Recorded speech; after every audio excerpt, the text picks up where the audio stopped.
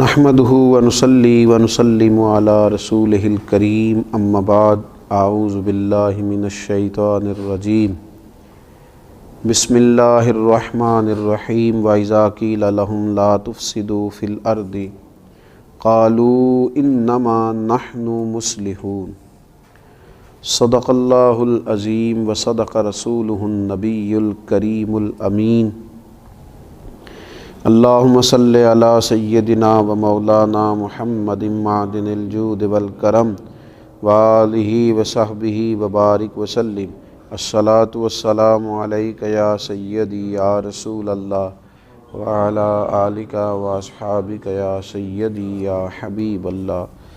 حمد و صلاۃ کے بعد روحانی مسائل میں سے ایک بڑا مسئلہ ہوتا ہے تملق کا مسئلہ، چاپلوسی کرنا۔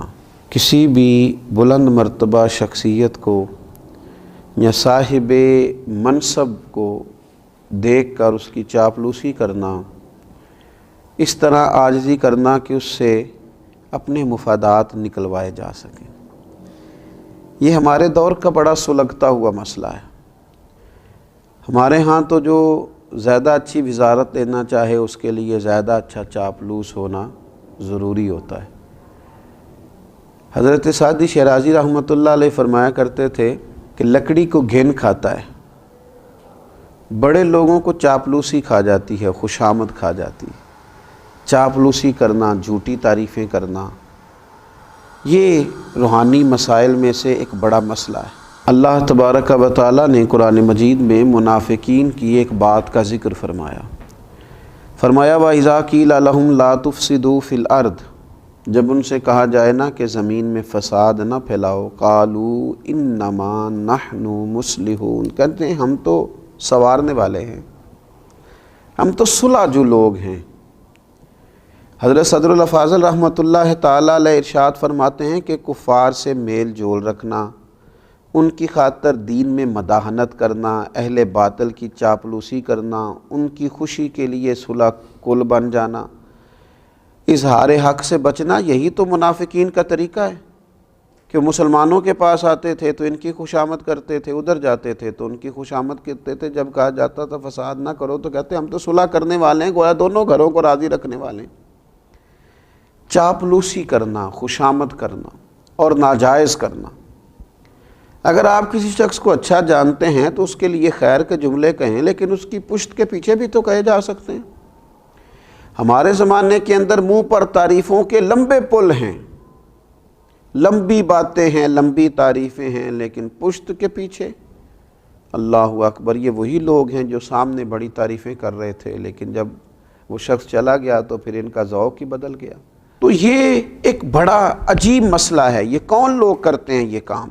زیادہ تر یہ وہ لوگ کام کرتے ہیں جن کی طبیعت آرام پسند ہوتی ہے، خود محنت نہیں کرنا چاہتے، کسی کی چاپلوسی کر کے، کسی کی خوشامد کر کے اپنے معاملات زندگی چلانا چاہتے ہیں، خود مشقت کا رستہ اختیار نہیں کرتے۔ کچھ لوگ ایسے ہوتے ہیں جنہیں منصب چاہیے ہوتا ہے تو وہ کسی صاحب منصب کی اتنی رج کے تعریف کرتے ہیں، اتنا اس کے پیچھے چلتے ہیں، اتنا آگے لے جاتے ہیں، اس کی کسی غلطی کو غلطی ماننے کو تیار نہیں ہوتے۔ صرف اتنی بات ہوتی ہے کہ اس صاحب منصب کے ساتھ ملوں گا تو کوئی چھوٹا موٹا عہدہ مجھے بھی مل جائے گا۔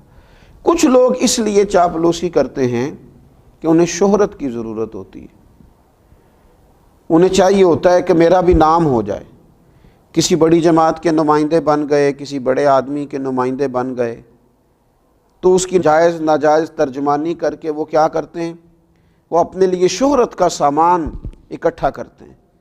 یہ لوگ ایسے ہوتے ہیں کہ جن کی پھر کوئی اپنی زندگی نہیں رہتی، کوئی اپنی شخصیت نہیں رہتی، کوئی ان کا اپنا وقار نہیں رہتا۔ ہاں، اگر تم نے تعریف کرنی ہے، اگر تم نے کوئی بات کرنی ہے تو رب رسول کی کرو، حضور کے صحابہ کی عظمت بیان کرو، نبی پاک کی اولاد پاک کا ذکر کرو، اولیاء اللہ کا ذکر کرو، دین اسلام کی تعریف کرو، دین کی حمایت کرو، دین کے بارے میں لوگوں کو آگاہی دو۔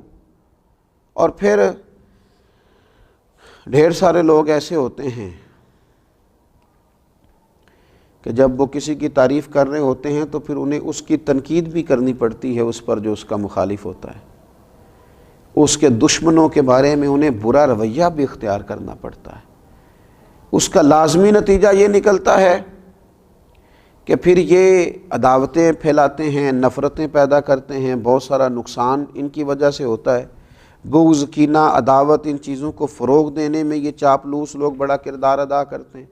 تو اپنی زندگی میں بندہ وقار والا بنے۔ ہاں، کوئی شخص اگر صاحب کمال ہے، اس کی تعریف کی جائے، اس کے لیے خیر کا جملہ کہا جائے، لیکن اتنا جس حد تک کہ وہ ہے۔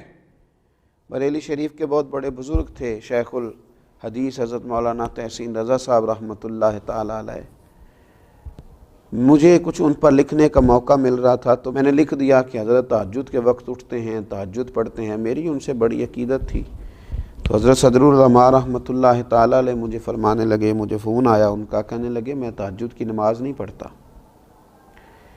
میں رات کو دیر تک مجھے مطالعہ کرنا پڑتا ہے، صبح چونکہ مجھے اسباق پڑھانے ہوتے ہیں تو میں رات ہی کو کچھ نوافل ادا کر کے لیٹتا ہوں۔ الحمدللہ سالوں بیت گئے ہیں، فجر کی نماز تو کیا جماعت بھی میری کبھی قضا نہیں ہوئی، جماعت سے فجر پڑھتا ہوں، لیکن تہجد میں پابندی سے نہیں پڑھ پاتا، میں اٹھتا ہوں۔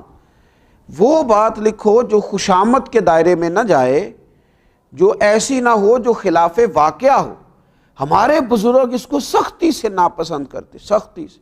ہم نے دیکھا کچھ مشائخ کو دیکھا، اگر کسی شخص نے مبالغہ آرائی کے ساتھ ان کی تعریف کی تو انہیں روک دیا، انہوں نے کہا نہ بھائی میں اس منصب کا اہل نہیں ہوں، مجھے صرف وہ کہو اس منصب کا میں اہل ہوں۔ لیکن یہاں خوشامد ہے کہ بڑی لمبی چوڑی ہے۔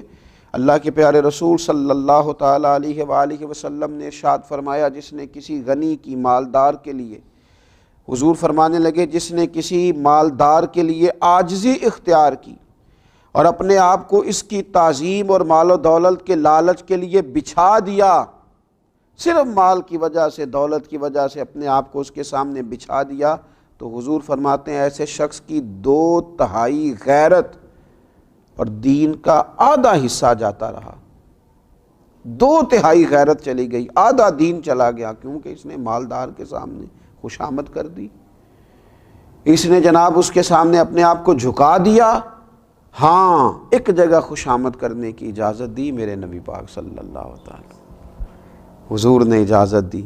اللہ کے محبوب علیہ السلام فرمانے لگے، یہ بھی امام بہقی نے اس کو لکھا ہے، حضور علیہ السلام نے فرمایا خوشامد کرنا مومن کے اخلاق میں سے نہیں ہے، مگر علم حاصل کرنے کے لیے خوشامد کر سکتا ہے، اپنے اساتذہ کے لیے، اپنے مشائخ کے لیے، ان کی محبت میں کچھ ایسے کلمات کہہ سکتا ہے جس سے ان کا دل اس کی طرف مائل ہو اور اپنے سینے کے علوم سے اسے آگاہ کر دیں۔ یہاں وہ ایسے الفاظ اختیار کر سکتا ہے، ورنہ اسے خوشامد کی، ہمارے تو گھروں میں اس آدمی کی حکومت ہوتی ہے جو خوش آمدی ہوتا ہے، ہمارے تو علاقوں میں اس شخص کی حکومت ہوتی ہے جو خوش آمدی ہوتا ہے، تنظیموں میں، جماعتوں میں، اداروں میں، خانقاہوں میں خوش آمدیوں کے غلبے ہوتے ہیں۔ یاد رکھنا، خوش آمدی پیچھے رہ جاتے ہیں اور کام کرنے والے آگے نکلتے ہیں۔ کام کو ہی دوام ہے، کام ہی ہمیشہ باقی رہتا ہے، خوش آمد نہ کریں، کام کریں، ڈیوٹی کریں۔ یہ خوش آمد تو ایک روحانی مرض ہے، اللہ تعالی ہمیں اس مرض سے نجات عطا کرے۔